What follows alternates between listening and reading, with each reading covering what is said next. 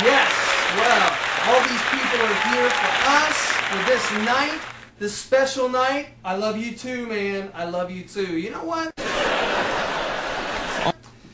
This is a wonderful night. This is great. And I gotta say that, you know, this is just, I got goosebumps. This is probably the time of my life, being asked to host the show. Exactly, I agree with you. So what are we here for tonight? What is this big, all the spotlights and everything Grand for? scale excitement in the air tonight for the first annual Pat and Jock Awards Mocking Awards show. That's right, the first annual Pajama Awards. Ladies and gentlemen, the pajamas! That's right. So there's got to be something else here. What are these pajamas all about, you ask? Well, we are here tonight to pay tribute to fantasy football. Fantasy football, yes. Little boys fantasize about being NFL players, but grown men have other fantasies. You mean like when Brian Flanagan fantasized about wearing his wife's undergarments? Not exactly. Oh, okay. Grown men actually fantasize about owning NFL players, drafting them, trading them, and arranging them in cute little starting lineups that compete against other teams based on real players' performance in real games. So you're saying that adult men do this? Well, in our case at the Heritage Fantasy Football League, mostly adult men and then Caleb Colbert. Oh, got you. Whoa. How is all of this done? How does all this work, this fantasy football thing? Well, simply put, it's a collection of sifting stats and critiquing players and kibitzing strategies in a formal competitive setting. The essentially passive experience of watching football games on television gains a new imaginary dimension of control and mastery. Jock, I gotta stop you right there. Did you just say kibitzing? I did. Well, you're gonna have to dumb this down a little bit because you gotta remember that we've got viewers in Clarksville tonight. That's impossible. This is a cable feed and rabbit ears aren't strong enough to pick up cable yet. Well, you're still probably going to have to dumb it down a little bit. We do have viewers like Dean May out there. So. All right.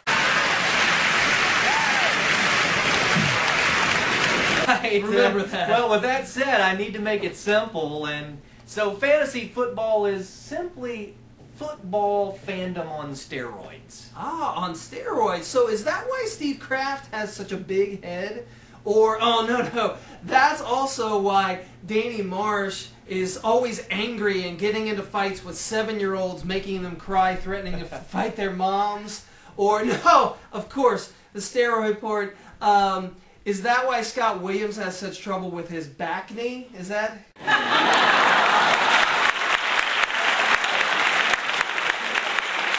What we're talking about? Did you just say back knee?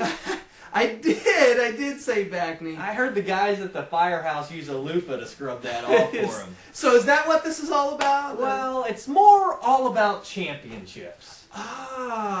Championships. But what about some guys like Tim McKenzie or Chad Swigert, those guys that have never gotten that elusive ring? Do you have any advice for those guys on a night like tonight? Well, along with advice comes a warning. Guys, you've got to want it. To be successful at fantasy football, you've got to want it. And I remember when it happened for me. I remember when I couldn't just say whatever to fantasy football. Vanillaville wasn't good enough anymore. This stuff actually mattered to me. But why? Why was I suddenly an achievement-obsessed, competitive, stomp-all competition, take-no-prisoners, holy football terror? Why was fantasy football the lightning rod that conducted 30 million volts of effort into my flatlined apathy and got my juices flowing? Woo! I remember it was the day when I met that guy. I know who it is. You know that guy? Mm-hmm. Mr. Fantasy Football guy? Yes. Scott Lamb. Mm-hmm. Well, I tell you what, this is not just about the mock draft and everything else. Dude, this is an award show! That's right, let's give Bring away out the hardware! Give away some PJs. I want to get into some pajamas! Let's give away some PJs. So, without further ado, we are going to introduce our first special guest awards presenter. He is a 5-time Super Bowl champion. We would like to introduce right now for you, Jock Strap. Jock, thank you.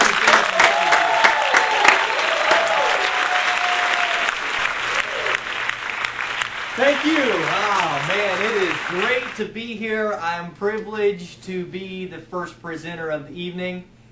Yes, I understand I am the man of the hour. The very first pajama I'm about to give out tonight. With no avail, I'm going to dramatically reveal tonight's first award. The unexpected, the completely unforeseen. A result so shocking that almost nobody saw it coming. It's called an upset, and it's one more reason that fantasy football is life's ultimate drama.